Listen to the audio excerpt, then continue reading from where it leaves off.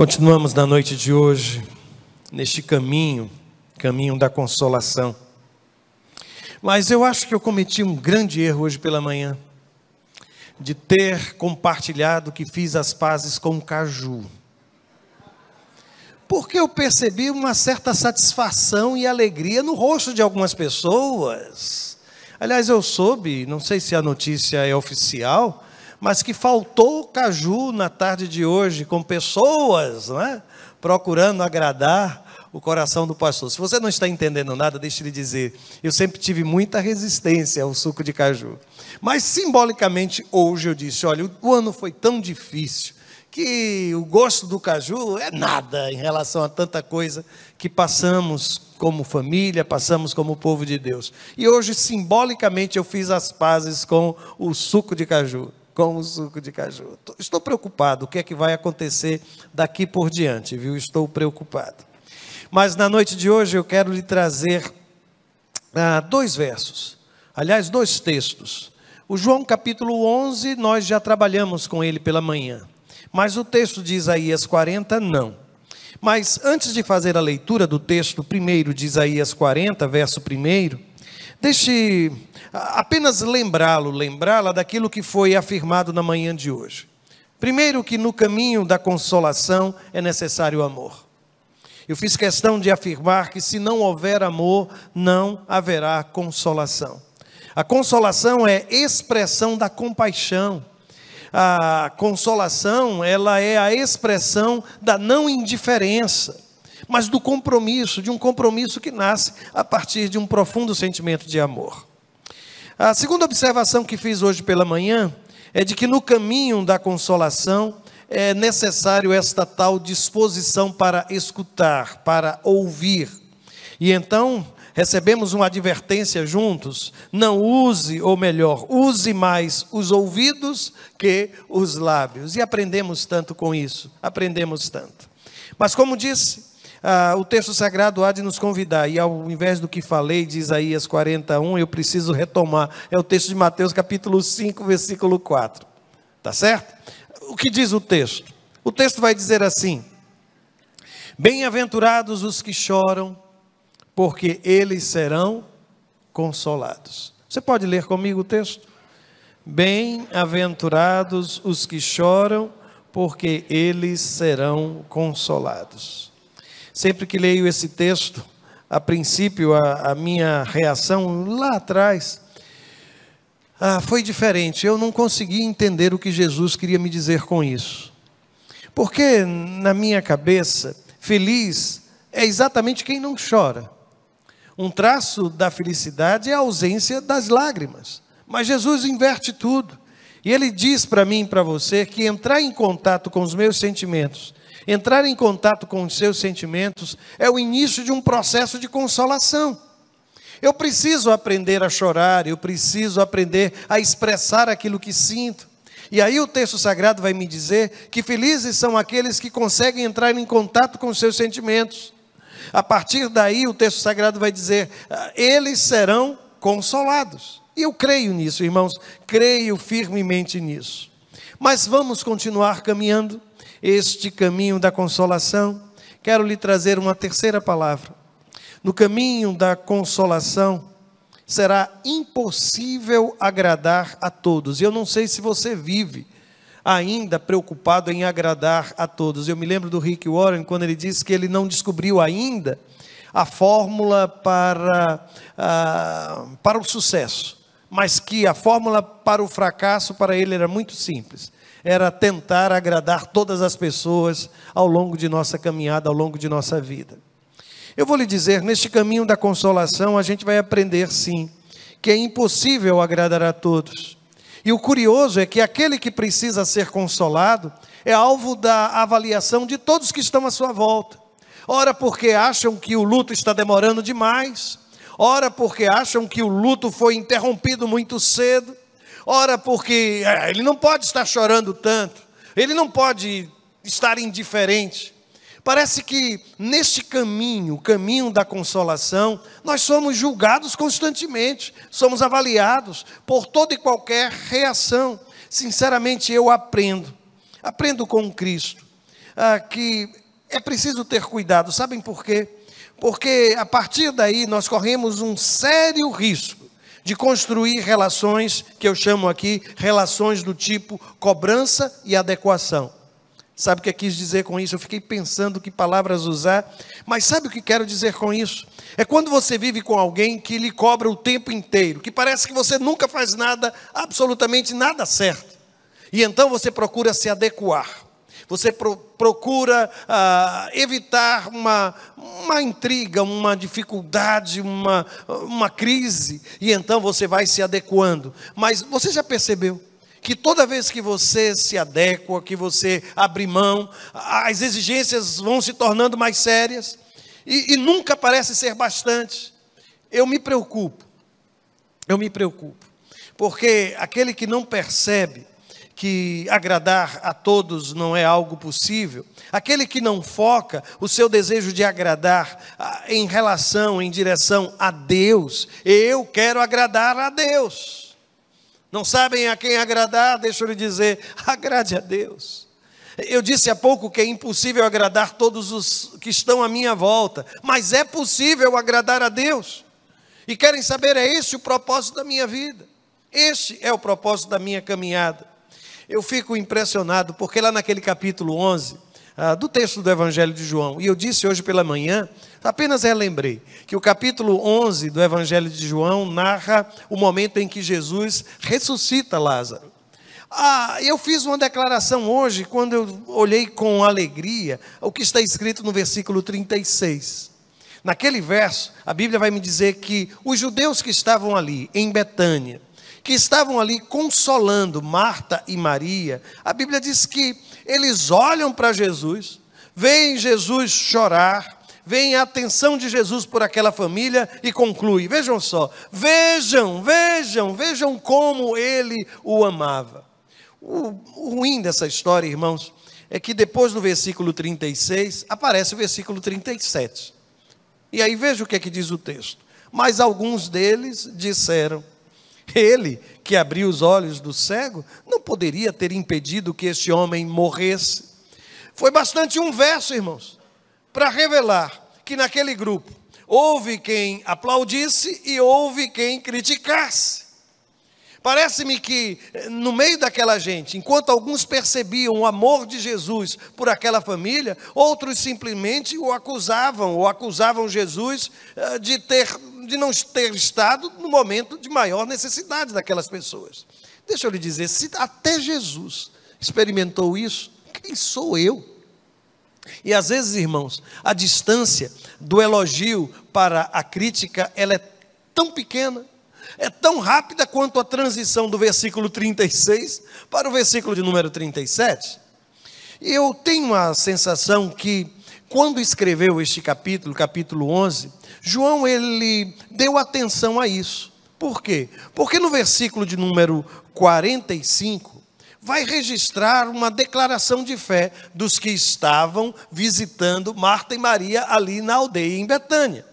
Jesus havia ressuscitado Lázaro, e eu não consigo nem sequer imaginar a alegria daquelas duas irmãs, a alegria que tomou conta daquela gente.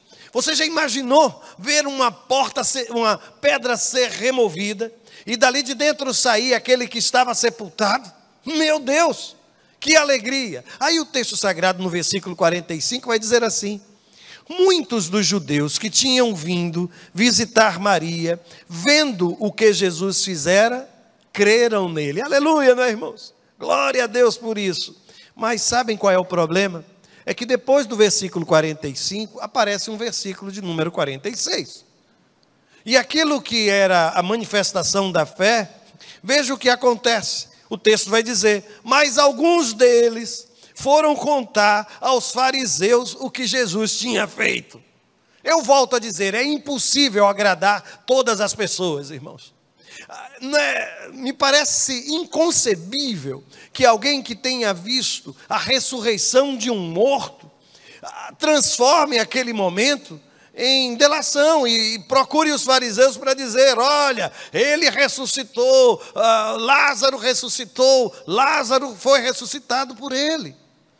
Eu insisto, irmãos, neste caminho da consolação, é possível que você seja exposto ou exposta a muitas críticas, sabe, no processo de dor.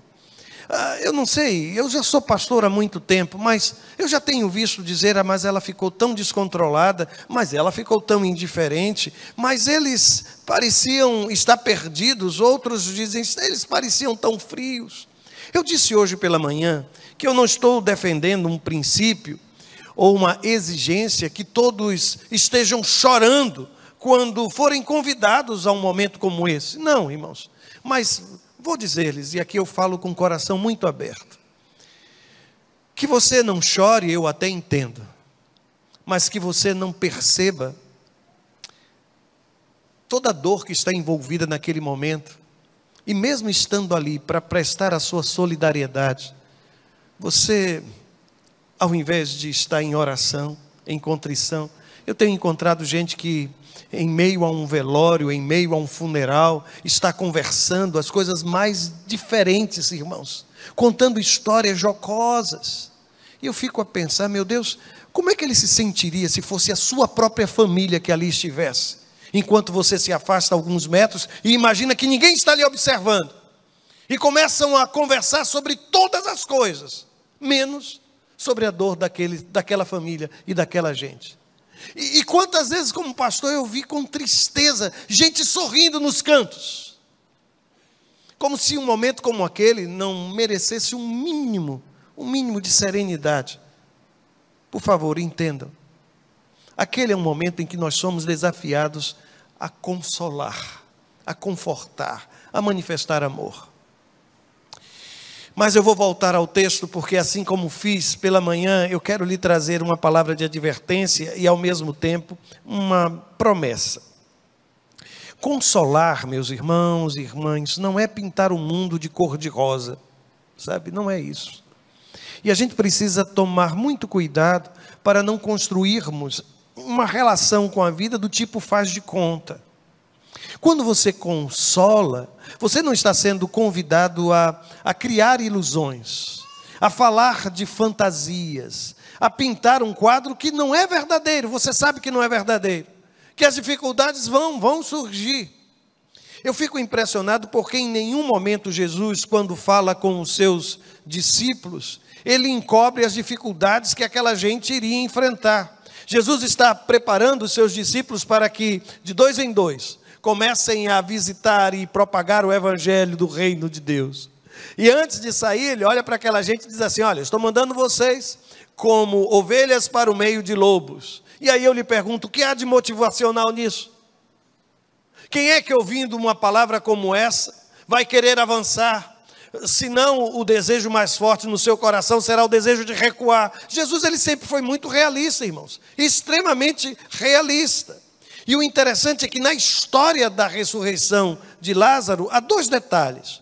O primeiro aparece no versículo 53. A Bíblia diz que a obra realizada, o milagre realizado por Cristo, gerou uma decisão no coração dos fariseus. E sabe qual foi? Versículo 53. E daquele dia em diante resolveram tirar-lhe a vida. Sentença de morte. E se não for bastante isso, irmãos, se você passar do capítulo 11 do Evangelho de João, for para o capítulo 12 e examinar o versículo 10, não foi somente Jesus que passou agora a conviver com a sentença de morte. Lázaro também. A Bíblia diz que os principais dos sacerdotes tomaram deliberação para matar também a Lázaro. É isso que está escrito, irmãos. Por isso eu quero lhes trazer uma palavra de advertência assim. Depois de uma situação de perda, certamente a vida não será tão fácil. Conviver com a saudade, conviver com o luto, conviver com a ausência, sabe, olhar para dentro da porta daquele quarto, sabe, conviver com uma mutilação, porque eu precisei ser operado, e precisou ser retirada a mama, foi preciso fazer alguma amputação das pernas, não é fácil a vida depois disso, irmãos. Conviver com a saudade não é fácil, é doloroso. Com a separação não é fácil, é doloroso. Mas não quer dizer que não seja possível, irmãos. ainda que seja custoso, ainda que seja doloroso, ao lado de Deus, debaixo da força do Senhor, da companhia que vem de Deus, você há de vencer em nome de Jesus. Em nome de Jesus. É por isso que quando eu leio páginas do texto sagrado, no mesmo Evangelho de João, no capítulo 14, Jesus olha para os seus discípulos e diz assim: eu deixo-vos a paz, a minha paz vos dou, eu não vos-la dou como o mundo a dá, não se turbe o vosso coração, nem se atemorize. Você tem em Jesus a paz que excede todo entendimento. E é interessante porque esse texto há quem sugira que a paz, ou a palavra paz entre os judeus, era algo que era pronunciado apenas até mesmo como uma saudação. E quem sabe por isso Jesus diz: olha, eu vos dou a minha paz, não vos-la dou como o mundo a dá. A gente não fala de paz simplesmente como se fosse um clichê. A gente não pensa na paz simplesmente por pensar. Ou talvez Jesus estivesse fazendo referência àquilo que a gente conhece como a Pax Romana, aqueles 200 anos de estabilidade do Império Romano, do fato de que o Império Romano estabeleceu a aculturação dos povos, colocou as suas legiões para impedir qualquer revolta entre aqueles que eram dominados. Se era a Pax Romana ou se era somente uma saudação, eu quero lhe dizer que a paz de Jesus ela é diferente daquilo que o mundo lhe oferece. Não é a paz de alguém que se embriaga pensando que embriagado vai esquecer os problemas. Quem foi que depois de passar uma noite embriagado conseguiu resolver alguma coisa na sua vida? Quem foi? Não é a paz de quem recorre a drogas para fugir dessa realidade e experimentar uma sensação de alívio ou de paz. Não é isso, irmãos. A paz que vem do Senhor traz consigo a marca da sua graça. Por isso eu vim hoje lhe dizer: você não precisa estar com o seu coração turbado, você não precisa sentir temor. Deus é a sua paz. Cristo na sua vida será fonte de paz. E se não for bastante esta promessa, eu vou lhe trazer uma segunda promessa. Em João, mesmo Evangelho, capítulo 16, versículo 33, Jesus percebe que à medida que ele está falando de sua morte, o coração dos apóstolos começa a sofrer por antecipação. E eu não sei se você sofre também disso, viu? Quantas vezes a gente sofre antecipadamente. E aí lá naquele capítulo 16, versículo 33, Jesus olha para os seus discípulos e diz assim: olha, eu tenho-vos dito isto para que em mim tenhais paz. No mundo tereis aflições, mas tende bom ânimo, eu venci o mundo. Existem duas maneiras de experimentar a vida, sabe? E aí Jesus diz: em mim ou no mundo? Em mim ou no mundo? E ele diz: olha, em mim você terá paz. Agora ele é tão realista. Lembra que eu falei da visão de realidade? Não é um mundo pintado de cor de rosa. Não é, absolutamente não é. Ele olha para mim e para você e diz assim: olha, no mundo tereis aflições. E essa palavra que foi traduzida por aflição significa espremer.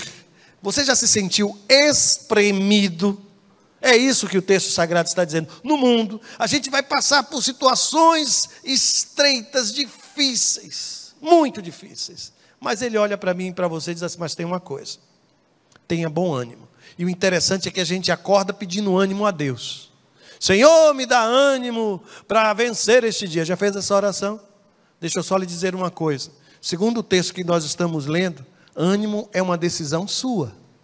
É você quem vai precisar ter bom ânimo. Todo o resto ele já fez, ele já venceu o mundo. Ele olha para mim e para você e diz: agora tem uma coisa, Roberto.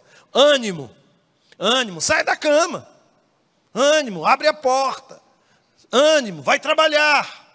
Mas eu não tenho. Vai distribuir currículo. Pastor, é isso mesmo. Ânimo, ânimo. Mas eu tenho que tomar toda essa medicação. Dê graças a Deus. Dê graças a Deus. Tem muita gente hoje enferma, sonhando, sabe? Vivendo aquela: meu Deus, se houvesse uma droga, um comprimido que eu pudesse tomar. Então para de reclamar e de murmurar. Paz paz sobre sua casa, paz no seu casamento, paz com seus filhos, paz no seu trabalho, paz com você mesma, paz com você mesmo. Aí eu olho tudo isso, sabe, irmãos, e percebo que este caminho da provação me leva a um outro desafio. Eu tenho percebido que no caminho da consolação é preciso o que eu estou chamando aqui de empatia. Empatia é uma coisa tão linda, não é, irmãos? Alguém já sugeriu que empatia é colocar-se no lugar do outro. Pathos quer dizer sentimento. Aí você tem o antipathos, ou o contrário de sentimento, ou o antipático. A antipatia. Você tem o simpático, aquele pathos, aquele sentimento que converge. E você tem o empatia, que é mergulhar no sentimento do outro. Quando eu digo isso, que no caminho da consolação é preciso empatia, deixe-me lhe dizer, evite julgar. E às vezes a gente faz alguns julgamentos que são tão impiedosos, são fundamentados na ignorância, porque você não conhece a realidade daquela pessoa, você não conhece o que aquela pessoa está vivendo, e lá está você, se levantando como se fosse o juiz do mundo, para condenar a atitude desta ou daquela. Eu já disse nesta igreja, não sei se você se recorda, mas da luta de uma mulher que vinha à nossa igreja. Hoje o filho dela está crescido, graças a Deus, mas eu me lembro que ela entrou no gabinete para me pedir perdão, lembram-se disso? Porque ela dormia no culto, lembram-se dessa história? Que ela vivia cansada, o filho autista, com problemas, distúrbios do sono, não conseguia descansar. Ele encontrou-se aqui, ele ficava lá em nossas salas, ela entrava aqui para dormir no culto. Depois desse dia, meus irmãos, eu nunca mais critiquei ninguém por cochilar no culto, porque eu não sei o que está acontecendo com aquela criatura. Mas sabe o que é que eu faço? A semelhança do sacerdote Eli, eu fico procurando quem é a Ana que está orando aqui, e estabeleço juízo sobre aquela vida. Não, as coisas não funcionam assim. Então evite julgar, evite comparar, e às vezes a gente compara de forma impiedosa. Olha, como pode? Você já tem 3 meses que tudo isso aconteceu, e você ainda está desse jeito. Olha, observe fulano, observe. Gente, eu sou Roberto, muito prazer. Eu tenho o meu ritmo, o meu tempo. Por favor, respeite a minha dor, respeite as minhas lágrimas, respeite o meu silêncio. Respeite, não faça comparação. E além disso, deixe-me lhe dizer, busque entender o outro como ele é. Isso vai ajudar tanto no processo, sabe, irmãos? No processo da consolação. Eu leio o texto sagrado no versículo 30, e o versículo 30 diz onde Jesus estava, na hora que conversou com Marta. Aí o texto diz que Jesus ainda não tinha entrado no povoado. Encontrou-se com Marta antes, mas estava no lugar onde Marta o encontrara. Só que o texto evolui, e no versículo de número 31, a Bíblia diz que a notícia chegou até Maria, Maria tomou conhecimento que Jesus ali estava, e aqueles que estavam naquele lugar, os amigos da família de Betânia, o texto vai dizer assim: quando notaram que ela, neste caso Maria, se levantou depressa e saiu, os judeus que a estavam confortando em casa, você percebeu o que é que o texto está dizendo? Que havia muita gente ali com uma tarefa. Qual era a tarefa? Confortar, consolar. Eles estão atentos à movimentação de Maria. Aí quando eles percebem que Maria havia saído de casa, havia saído depressa, veja o que é que diz o versículo 31. Seguiram-na, supondo que ela ia ao sepulcro para ali chorar. Eu vou dizer-lhes, eu falei já algumas vezes, não muito bem desses que ali estavam, mas aqui eu preciso registrar. Eles estavam atentos ao movimento de Maria. E quando Maria saiu depressa, eles também saíram depressa, e eles ficaram imaginando, ela está indo lá para o sepulcro e ela vai chorar. A gente não quer que ela chore sozinha, a gente vai também para lá. A gente vai ficar perto. Cuidado com a distância que você mantém daqueles a quem você ama, especialmente no momento de dor. E às vezes nós nos antecipamos dizendo, não, ele está bem, ela está bem. Está não. Seu abraço faz falta, vai fazer diferença. Seu carinho faz falta, vai fazer diferença. E aqui estão estes, acompanhando Maria por onde quer que ela fosse. Mas se havia naquele lugar alguns judeus consolando as irmãs de Lázaro, eu vou lhe dizer, ali também estava Jesus. E aí o texto no versículo 33 vai dizer assim, que ao ver chorando Maria e os judeus que a acompanhavam, aí a Bíblia diz que Jesus agitou-se no espírito e perturbou-se. O verbo perturbar, ou perturbou-se, reflexivo então, não lhe parece estranho para Jesus alguém lhe dizer que Jesus um dia se perturbou, ficou perturbado? Você sabe literalmente o que quer dizer isso? Dizem que na língua grega, isso significa, sabe aquele suspiro que a gente faz para a gente se controlar e não chorar? Há quem diga que foi exatamente isso que João retratou. Um Deus que não é indiferente às minhas lágrimas. Um Deus que, mesmo sabendo Jesus que iria ressuscitar Lázaro, porque ele deixou isso está claro desde o começo da história, ainda assim, ele chora, ele se controla quando ele vê o sofrimento dos seus filhos. Deus não está de braços cruzados vendo a sua dor. Sabe onde é que Deus estava no dia da cirurgia? Ele estava dentro daquela sala. Você sabe onde foi que Deus estava no dia do sepultamento? Ele estava lá do seu lado, segurando a sua mão. Você sabe onde foi que Deus estava quando você se despediu e aquela pessoa disse, eu não volto mais, bateu a porta? Ele ficou dentro da sua casa, dentro do seu apartamento, lhe fazendo companhia. Jesus olhou, e diz o texto sagrado, nesse versículo 33, que ele respira fundo. Mas aí, depois do versículo 34, surge o versículo 35. Versículo que na minha infância era o preferido dos embaixadores do rei para memorização. Sabe por quê? Ele é só isso, olha. Diga comigo, Jesus decorou um verso da Bíblia.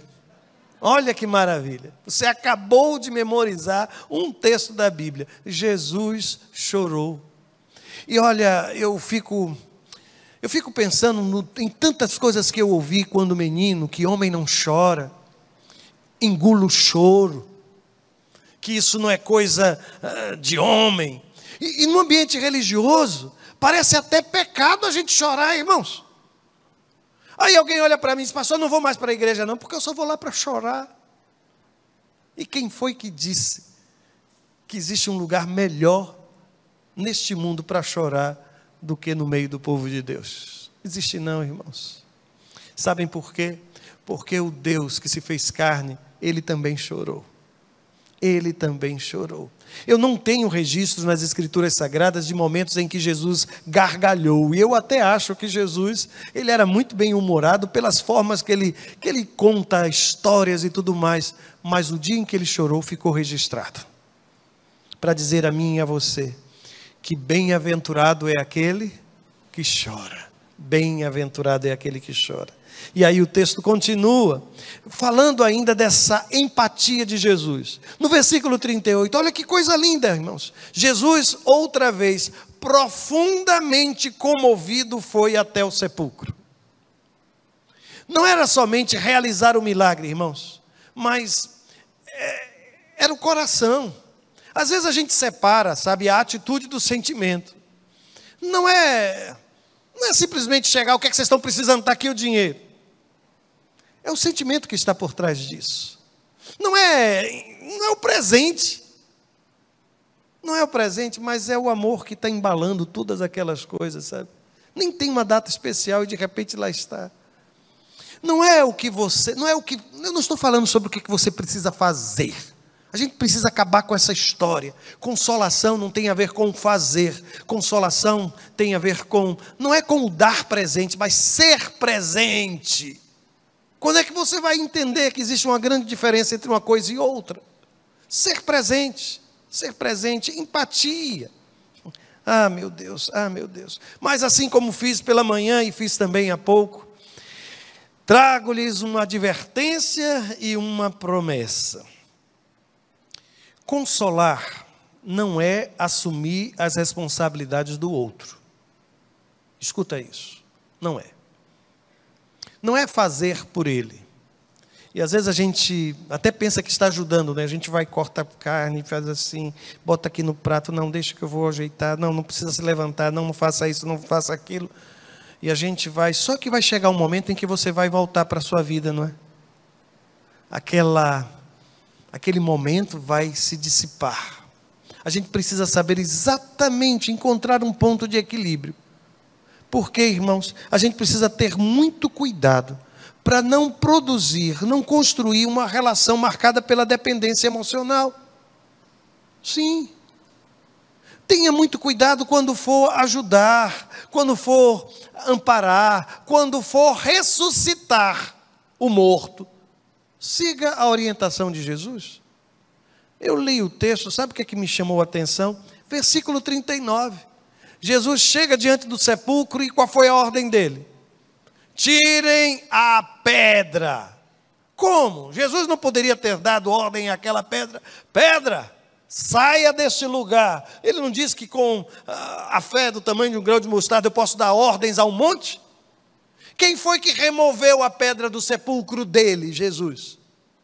Não foi uma obra divina? Não foi um milagre? O que custava o Senhor olhar para aquela pedra e fazer assim, olha? Imaginou? A pedra, isso na presença de tanta gente, ia ser um momento de glória, né? Pedra! Não, mas Jesus olha para aquela gente e diz, é você quem vai fazer isso. Vá e tire a pedra. Sim, é vocês quem vão fazer isso, tirem a pedra. Marta chega a questionar, e às vezes algumas ordens que Jesus vai lhe dar, vão parecer não ter sentido algum, assim como esta ordem. Ele manda tirar a pedra, e a mesma Marta, que lá atrás acreditou e disse, Senhor, eu tenho certeza que, ainda agora, se o Senhor pedir alguma coisa ao Pai, Ele vai fazer. Só que agora ela recua. Algumas ordens que Deus vai lhe dar neste processo de consolação não vão fazer sentido, mas por favor, obedeça. Apenas obedeça. Eu continuei a ler o texto, aí veja, Jesus no versículo 40 diz assim, não lhe falei que se você cresce veria a glória de Deus? Aí vem o versículo 41 e finalmente eles obedecem. Aí o texto diz, então tiraram a pedra.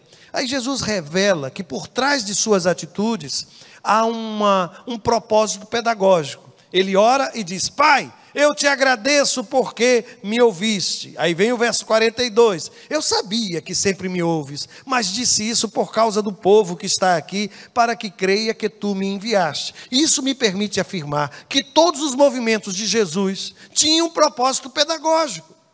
Quando ele diz tirem a pedra, tinha um propósito pedagógico, irmãos, porque isso continua. Veja o versículo 43. Ele não manda que os anjos tragam Lázaro. Ele dá uma ordem também a Lázaro. Lázaro, quer ressuscitar? Vem para fora. Venha para fora. Senhor, mas ele está amarrado. Ele está envolvido com faixas. Como é que ele vai conseguir sair deste lugar? E às vezes quando a gente vê, não é, aquela pessoa que está sofrida, que acabou de morrer e passou 4 dias morta, a gente corre para fazer o quê, irmãos?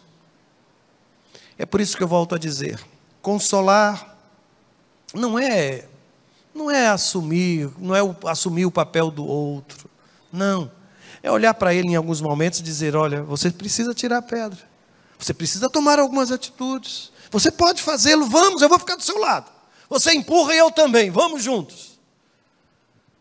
Jesus está me ensinando, sabe, irmãos, à medida que ele age, e o texto vai prosseguir, a Bíblia vai dizer, olha, o morto saiu, com as mãos e os pés envolvidos em faixa de linho. Você consegue imaginar a cena? Ele sem conseguir se mover, totalmente amarrado. Aí eu lhe pergunto, por que Jesus não deu ordem àquele pano para que saísse, desenrolasse do corpo de Lázaro? Alguém tem dúvida que ele pudesse fazer isso? Ora, alguém que trouxe um morto do mundo dos mortos para o mundo, não teria poder de fazê-lo? Aí vem um outro momento. Ele olha para aquela gente, no versículo 44, e a Bíblia diz assim, disse-lhe Jesus, tirem as faixas. Primeiro foi tirem a pedra, agora tirem as faixas. Quer dizer, Senhor, que não vais fazer isso? Não. Você está todo embaraçado, desembaraça sua vida. Você está todo amarrado, todo cheio de compromissos escusos. É você quem vai ter que tirar. Não foi você quem enfaixou? você não permitiu que fosse envolvido, agora chegou o momento. Retirem as faixas. Aí o texto prossegue, irmãos, e cada vez que o texto prossegue, vai me mostrando que Deus está dizendo a mim e a você, que nesse processo da consolação, aliás, eu diria assim, que todo processo de consolação começa com uma decisão. A sua decisão. Por mais que eu queira lhe ajudar, por mais que as pessoas à sua volta queiram melhorar o seu ânimo, lhe dar aquela respirada, nada vai acontecer enquanto você não decidir. Mas pastor, é possível alguém não decidir se ajudar? Posso responder? Sim. Há um retrato disso para mim tão dramático no Salmo de número 77, versículo 2. Você consegue se identificar com esta parte do verso quando ele diz: no dia da minha angústia busquei ao Senhor, de noite a minha mão ficou estendida. Você consegue se identificar com isso? E não afrouxou. Só que o texto prossegue, e veja como termina o versículo 2. A minha alma recusou ser consolada. Consegue entender a confusão na cabeça dessa criatura? Passei a noite orando, mas minha alma se recusou ser consolada. Eu sei que você é uma mulher de oração. Eu sei que você tem olhado muito por isso. Você tem um homem de oração, você tem orado muito. Sabe qual é o grande problema? É que você ora, mas não permite que Deus cure. E com isso, algumas decisões deixam de ser tomadas. Ah, pastor, mas é possível isso? Eu vou lhe dar um exemplo. A Bíblia vai me contar a história de Jacó, quando ele tomou conhecimento, inclusive de uma mentira, que José havia falecido. E quando ele toma conhecimento disso, passa alguns dias chorando pelos filhos. E aí o texto vai me dizer, lá em Gênesis capítulo 37, eu estou usando aqui a versão do King James, viu? Aí diz assim: todos os seus filhos e filhas se achegaram para oferecer-lhe consolo, contudo ele recusou toda e qualquer consolação e declarou: não, é em luto que descerei ao Sheol. O Sheol é o mundo dos mortos, viu? Para me encontrar com meu filho. E continuou a chorar a perda de seu filho José. Eu acabei de lhe dizer que isso é possível, não foi? E há um exemplo bíblico para isso. Todos os filhos, a família toda cercando, indo lá e conversando. E ele disse: não, eu não quero ser consolada. Eu não quero ser consolado. Eu descerei ao Sheol para me encontrar com meu filho em luto. Eu vou voltar a lhe dizer, você precisa tomar decisões. E eu sei que às vezes a nossa pergunta em momento de dor é: meu Deus, por quê? Meu Deus, para quê? A pergunta que você tem que fazer é somente uma: e agora? E agora? O que é que você vai fazer? O que é que você decide fazer? A consolação, eu creio, ela nos põe em movimento, irmãos. Ela nos permite tomar atitudes que costumamos adiar e sobre as quais nós não queremos nem pensar. Um dos exemplos para mim mais dramáticos disso é aquele instante em que Jesus está na cruz. E ali ao lado dele está a sua própria mãe Maria, a mãe de Jesus. Consegue imaginar a dor daquela mulher? Só que o texto vai me dizer que Jesus olha para Maria. Aí a Bíblia diz assim: Jesus disse à sua mãe: mulher, eis aí o teu filho. Aí aponta na direção do discípulo amado, o próprio escritor deste evangelho que estamos trabalhando, que é o evangelho de João, o apóstolo amado. Aí depois ele olha para o discípulo e diz a Bíblia assim, depois disse ao discípulo: eis aí a tua mãe. O que é que ele está dizendo a Maria? Maria, a história vai continuar. E você vai precisar fazer escolhas e tomar decisões. João, eu sei do seu amor por mim, mas você vai precisar continuar. E encontrem juntos, na fragilidade de vocês, toda a força que vocês carecem neste momento. É quando ele olha para uma família fragmentada e ele diz assim: olha, vocês estão vivos e precisam continuar a história. Apoiem-se mutuamente, celebrem a vida, encontrem forças. E eu sei que em um momento vai ter dias que você vai acordar todo cheio de forças, meu Deus. Mas vai ter dias que você não vai nem querer levantar da cama. E nesta hora a gente alterna. Hoje eu sou o consolado, amanhã eu serei o consolador. Hoje eu serei o desanimado, amanhã pode contar comigo que eu lhe desperto, nem que eu tenha que arrastar você da cama, mas nós vamos conseguir. Jesus olha para Maria, olha para João e coloca diante deles a perspectiva do futuro. Do futuro. Ninguém, eu tenho percebido, sabe, e aprendido, ninguém é consolado pela vingança. Há algumas pessoas que dizem assim: eu só vou aquietar o meu coração no dia que eu ver aquela criatura aos meus pés subjugada. Vingar-se não trará qualquer compensação sobre a sua dor. Não vai acrescentar absolutamente nada ao seu caráter. Desista disso. Desista disso. O grande problema é quando a gente sofre algo assim e pensa na dimensão da vingança.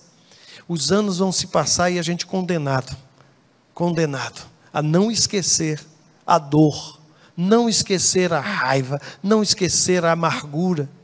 E ninguém consegue viver carregando um peso dessa natureza. Ninguém.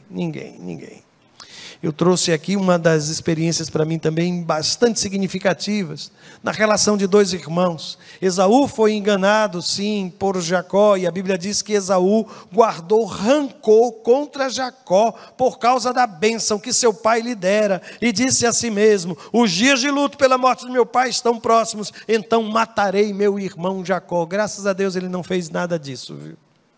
E ele aprendeu em tempo que as coisas pelas quais eles brigaram tanto, que era a herança do pai, não significava absolutamente nada, diante do valor que tinha o meu irmão, de que tem o meu irmão.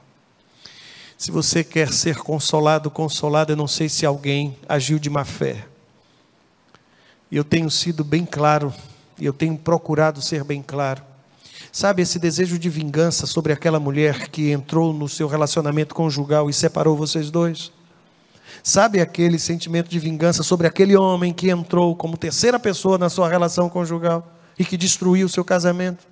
Sabe aqueles amigos do seu filho que levaram o seu filho para bem longe daquilo que foi o seu propósito, você que educou, criou com tanto carinho? Toda essa sua raiva não vai lhe abençoar, nem vai abençoar seu filho. Não vai. A vingança não vai lhe acrescentar absolutamente nenhuma satisfação plena.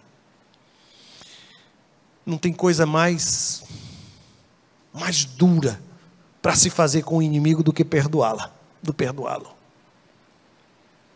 Sabiam disso? Não existe arma mais poderosa neste mundo do que o perdão, irmãos.